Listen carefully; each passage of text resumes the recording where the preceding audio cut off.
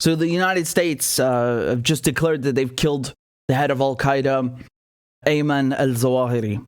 Zawahiri is not just, the guy who took over al-Qaeda. He used to be the number 2. So he was bin Laden's deputy, his mentor even. When he was alive, he tried to get rid of the Egyptian government many times. So they killed Sadat, and then they tried to get rid of Mubarak, who's another Egyptian president. You don't know a lot of this because the focus, why the Americans wanted him, is they wanted him because of several things. For example, they say that he helped mastermind 9/11, which was horrific, 3,000 civilians killed. And then, of course, there were the embassy bombings, the U.S. embassies in Africa, 2 of them. One was in Nairobi.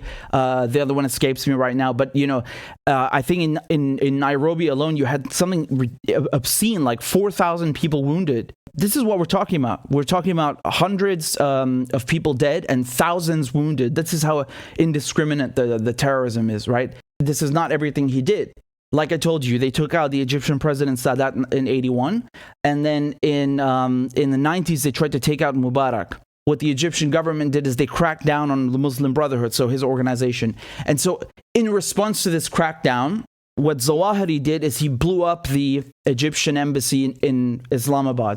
That's where I was at that time. My school and the Egyptian embassy were like this, right opposite each other, right next to each other. What happened is they did a double suicide bombing, which basically, what I remember, we were in the classroom and there was a loud noise, like you heard a car horn outside. Now that I'm an adult and I understand what that is, I think it was a car alarm going off from the first bomb. And there was some car horn going off outside, and the teacher was, she was worried, and she's like, what is that? Maybe it's a taxi or something, like someone is waiting for someone. And then the glass exploded, and you had all the windows going off. This was the second bomb. Of course, now I know that there were 2 bombs. Back then, I just didn't know what the hell was going on. There's like one loud noise, everyone's quiet, and then suddenly the windows are exploding. I don't remember anything after that. I just remember us being outside. But that's him. That's the Zawahiri, right? So I'm looking at the bomb that he put in those trucks that almost blew me up. I'm looking at what he did in 9/11. I'm looking at everything just kind of combined together. And this guy looks like an asset to me.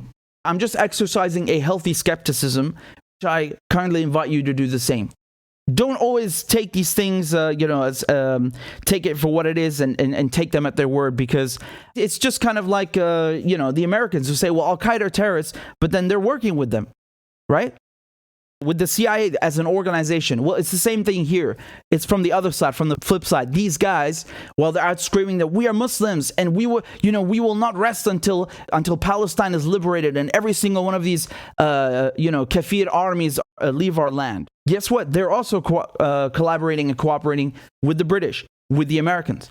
My main point here is that this guy was basically an asset. He was basically an asset for Western intelligence.